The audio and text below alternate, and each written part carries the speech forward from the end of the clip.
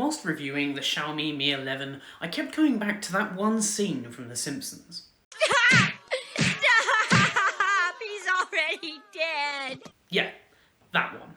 Purely because of just how far ahead Xiaomi seems to be with this phone, both in terms of value for money, the hardware and the software experience. But just how is Xiaomi crushing the competition? Let's find out, Xiaomi. Bloody hate myself for that joke. Hello everybody, my name is Robert and this is Review Clue.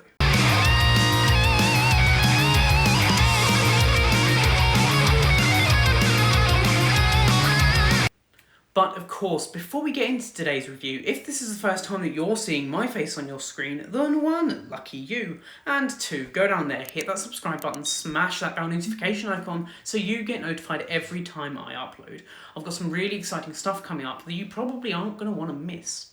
But without further ado, let's get on to how this phone looks. This is my full review of the Xiaomi Mi 11. In terms of design, one of the first things I noticed taking this thing out of the box was its size. It's a big boy, but as my girlfriend always says, size doesn't always matter. With dimensions of 164mm by 73mm, this is not a small phone, it is quite large. But that's to accommodate that 6.8-inch touchscreen. But it is fairly light at just 196 grams, so even though it's on the larger side, it's not going to feel too bulky. Fitting it into your pocket might be a bit difficult because of that size, but that's completely your decision. The Mi 11 is about as long and thin as it gets. It's not quite at Sony's level with their ultra-wide screens, but it's getting darn close. And I don't hate it. It's a nice design, and the screen almost seems to bleed along the edges thanks to this slightly rounded edge, which we'll get onto when we talk about the displays. But in general, this phone is just gorgeous. If you do have smaller hands, you'll probably find yourself really struggling to get to the top of that screen with one hand. If you have slightly bigger hands, you'll probably be fine. But with any flagship in 2021, a little bit of finger gymnastics is required. At the bottom of the phone, we do have a USB-C charging port. Unfortunately, there is no 3.5mm jack here, but Xiaomi was nice enough to put in a USB-C to 3.5mm adapter if you really do need to use those wired headphones. Along one side, you've got your power button and your volume rocker. Along the top, you have two of those 4 speakers, all tuned by Harman Kardon. We also have an IR blaster up here, which to me seems pretty useless. I don't really see the use for it in a phone, but many people do use it and it is a useful feature for some. So it's there if you need it. And along the other side, we have absolutely nothing. That SIM card slot can also be found along the bottom. It supports dual SIM, but no SD card. So if you want higher storage, you're going to have to buy that out of the box. The Mi 11 has a glass front and back. And this isn't just any normal glass, this is Gorilla Glass Victus, meaning that it is 2 times as strong as many other glass smartphones out there. So this will survive a couple of drops, but obviously big drops will still crack and smash it. The phone's rear camera bump is something pretty new. It's almost like the iPhone with its little square in the corner, but it's got this rather fun stepped design. And the macro camera being flush with the phone, going up in levels. It's a nice design and it really does pop, and it makes the phone look appealing.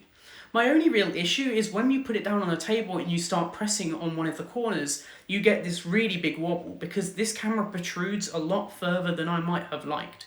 Putting a case on it does help somewhat, but there is still some wobble there, so you might not want to put this straight down on the table when you use it. We'll come back to the cameras a little bit later, but first let's talk about the screen. With a 6.81-inch display, this is not a small phone, as I'm going to keep saying throughout this review. This is almost as big as some tablets. Xiaomi has always done big screens, and quite honestly, this dwarfs any of the competition. Even things like the Samsung Galaxy S21 Ultra, this screen is still bigger, but somehow they've managed to get it into a slightly smaller package. We do have these slightly rounded edges, a little bit like the Samsung Galaxy Edge displays, but what's quite nice is it's not as prominent, and what it does is it perfectly sits in my hand, and that slight curve really does help with that. The screen obviously has a hole punch for a camera, but this is potentially one of the smallest hole punches I have ever seen on a smartphone camera. Especially for a 20 megapixel camera, this thing is tiny, and quite honestly, I forgot it was there most of the time. It's situated in the top left corner, which is fine. I prefer it being in the middle, because in the middle it's kind of more noticeable, but yeah, where it is fine, and it is so small you probably will forget it's there. In terms of resolution, it comes in at 1440 by 3200, so this is a quad HD display, and my god, is it gorgeous. It's sharper than many of the other flagships on the market right now, especially from Xiaomi, and at this price point, including the Mi 10 and the S20 Ultra, it's also an AMOLED display, so colours and colour reproduction is just stunning. I did try to get some footage of it, but quite honestly, this camera does not do it justice. If you get a chance, try out one of these in person, and you'll see what I mean. This is the best display I have ever used on a smartphone, and I can't see myself ever feeling this kind of way against the screen again. Coming from my iPhone 11 Pro, the screen there just doesn't cut it compared to this. We also have HDR10 support, which of course as an AMOLED we would expect, but we'll come back to the brightness as well, and that plays a key factor here in that HDR support. The display refreshes at 120Hz, so it's one of the higher refresh rates out there. Of course, it's not the highest refresh rate out there. There are some 144Hz displays, but quite honestly, I don't think you'd be too worried.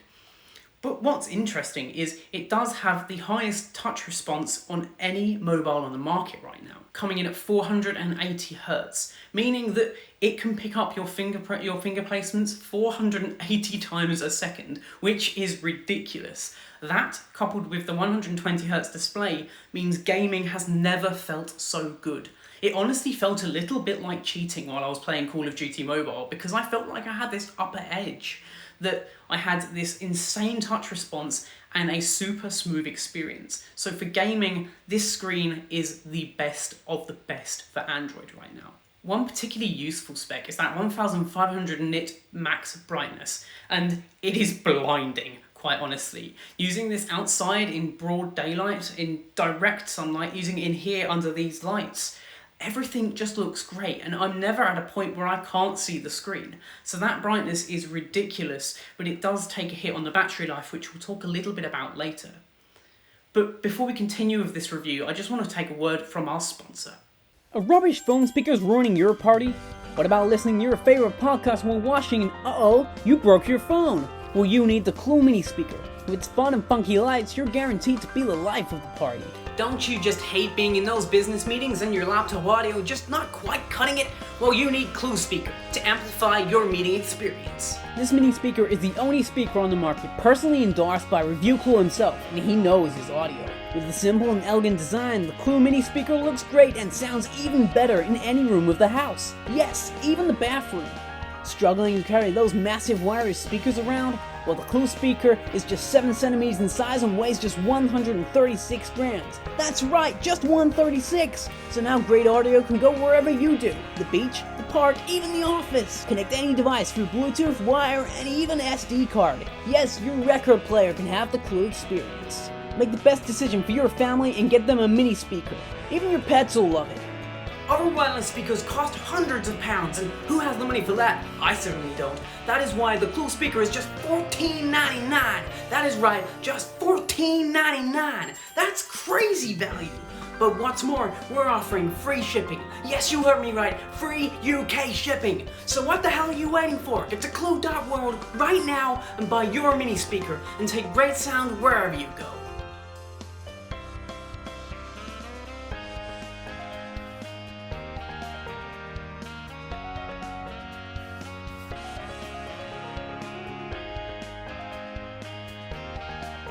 Alright, welcome back. So anyway, with this amazing display also comes some amazing software. Xiaomi have spent a long time working on their AI software to get it just right. So quite a lot of the content you watch might not support HDR and might not support that high resolution. But Xiaomi have this AI technology which allows it to enhance HDR colours and produce a much higher resolution image out of lower res content. A little bit like how the Xbox does it with its HDR. It's really interesting technology and makes content look great no matter where you're viewing it from, be that YouTube, Netflix or games. I did find that sometimes it didn't really kick in, so while I was watching certain YouTube videos, it didn't really do its job. But for the most part, in terms of games and Netflix and other streaming services, I could certainly see a difference and that AI kicking in. Performance and specs. As we expect, the Xiaomi comes with the highest end Snapdragon chip, the 888. And though this is a rather power-hungry chip, as we'll find out later, it does mean that it gives us the best Geekbench scores we've ever seen from a mobile device. It comes in at 3,569 on the Geekbench score, and that's higher than many other phones on the market, including the iPhone 11 Pro Max coming in at 3,424, and even the OnePlus 8 at 3,401. And that score is backed up in everyday performance, be that moving through MIUI, playing games, even switching apps, watching video. There is never any slowdown with this device, and it is ridiculous. It almost feels overpowered by this point. So I don't think you'll have any complaints about performance. And as I noted in my review of the Samsung Galaxy S21 Ultra, it really does do emulation well as well. They're using the same chip, so I expected it to. So you can emulate basically any games console on here and you're not going to see a slowdown. I saw some guy emulating the PS3 and I think he was playing Call of Duty and it didn't slow down. It's just insane. So yeah, performance here, top notch. Moving on to speakers, the Mi 11 has potentially the best sounding speakers I've ever heard on a mobile device. They're professionally tuned by Harman Kardon, and what they actually do as well is it will adapt that audio based upon what you're watching. So if you're watching YouTube or playing a game, you'll have a different sound profile, and it really does help to push this phone to its limits and show off what it can do. I'll chuck up some audio quality tests now, but it does sound amazing.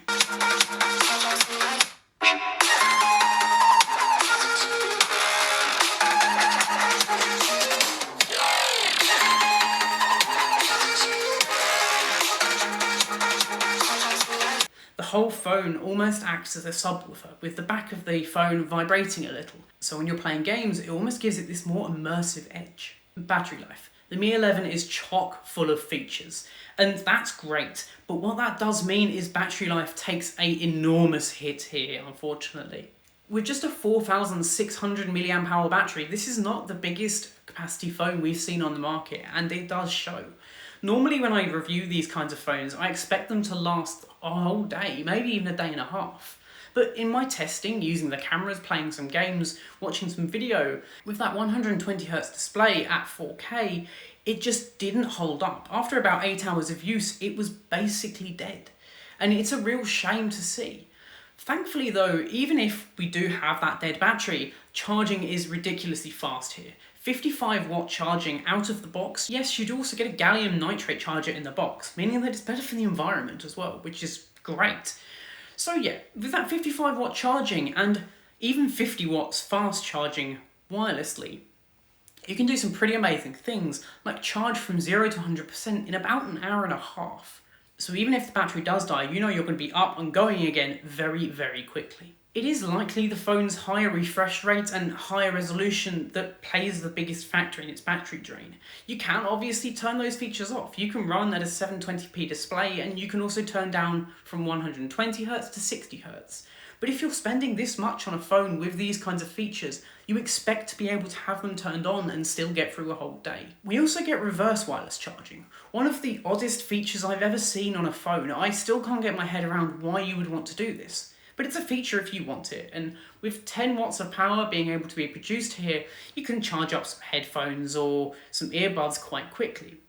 But it does make the phone very hot, so it's not advisable to do it a lot. Let's talk cameras now. Cameras are a big part of what Xiaomi does, and that's really prevalent in the Xiaomi Mi 11 Ultra. You can watch some videos on that, I might drop one down below. They are really investing in their cameras. The main camera is a 108 megapixel camera. This is basically the same as what we've seen on all of the other devices that Xiaomi have released, like the Mi 10 and the Mi 10 Ultra. They've all had that same 108 megapixel sensor by Samsung. And it works. It produces really gorgeous images, and I'll throw some of them up on the screen now so you can see what I mean. They look great. There's not a lot of bad stuff to say here overall, but I'll leave you to have your own judgment on these images. Of course though, things do look a little bit better on the Mi 11 over the Mi 10. And the reason for that is the AI that's happening in the background to make these images look even better than they did on the previous device, even though they're still using that same lens. We do also get a 13 megapixel ultra wide. It's obviously not as high resolution, so the images aren't going to look as good, but it is still an amazing camera and produces some really good images, as we can see here. The final 5 megapixel tele macro lens is the real star of the show here though. It's odd because tele and macro are the opposites of each other, but it does produce some really good images. What it allows us to do is get in really close to a subject, like this plant, and it still produce really good macro images. It also helps with the zoom. We can zoom up to, I think, 50 times with this phone. Personally, I think it only really kept any kind of detail up to about 20 times. Anything past that, it was doing a lot of processing in the background and you could see it. The images were almost unusable. Of course, this is nothing compared to Samsung's 100 times zoom, but quite honestly, you do not need a 100 times zoom camera. It's just ridiculous. Video looks amazing here as well, and they have a ridiculous amount of video features, as we'll discuss. That 20 megapixel front-facing camera produces some great images as well. They're smooth, they're highly detailed, and quite honestly, color reproduction is great. Standard video shooting modes on the Mi 11 are really great here. Thanks to that processor, we can shoot in up to 8K. Quite honestly, I don't know why you'd need to shoot in 8K, but it is completely possible here, and it's really nice to see. We can record in 60 FPS 4K, which is probably what I would end up doing with this phone. 8K just seems useless to me in many cases, because most TVs don't even support 8K yet. Xiaomi have gone all in on their director modes and all of these different fun video photo modes, and they produce some really cool effects, like the zoom background mode, which basically zooms the background and keeps the person completely still. It's really fun. It took me a while to get used to, certainly, but it was a really cool feature nonetheless. So Xiaomi really have pushed this phone to be the best of the best for video and photography. In terms of software, Xiaomi is running MIUI 12 on this device, and quite honestly, I think this is the most polished Android experience you will get. It's almost iOS-like. Let's get the bad out of the way first though. Xiaomi are notorious for bloatware, and though they've gotten a lot better at it over the years, there is still a lot of bloat here. Thankfully, it can pretty much all be removed, but it shouldn't be there in the first place. MIUI at its heart is very, very good at customization, as we can see here. There are themes for basically any kind of style. They have some really cool backgrounds as well, like the live backgrounds. For example, this Earth one or this geometry one. The geometry one, when you turn off the phone, everything moves and it looks gorgeous and really shows off that display at its best. And I think that's what Xiaomi are good at here. They made the whole phone work with this screen. At 120 Hz, every animation feels smooth and fun and funky. When you delete an app, it literally pops, sending shockwaves through every other app around it. Even the under-screen fingerprint sensor, though not the fastest thing in the world, Xiaomi have used this to their advantage. When you hold down your thumb or finger on it, you get this slow rev up like an engine, and it sounds great and feels even better. So if you ever want to make the most of your phone and make it truly yours, the Mi 11 truly is the way forwards here. We've got MIUI 12.5 coming out with a lot of new features that will just make this better and better and better, and I can't wait to see what Xiaomi will do with it in the future. Anyway guys, my name's been Robert, this has been Review Clue, and I hope you did enjoy this video. If you did, let me know in the comment section down below. Did I miss anything in this review that you might like to know about the phone? Just ask it in the comment section down below and I will be sure to get back to you as soon as possible. Anyway guys, my name's been Robert, this has been Review Clue, and I will catch you in the next one. Adios.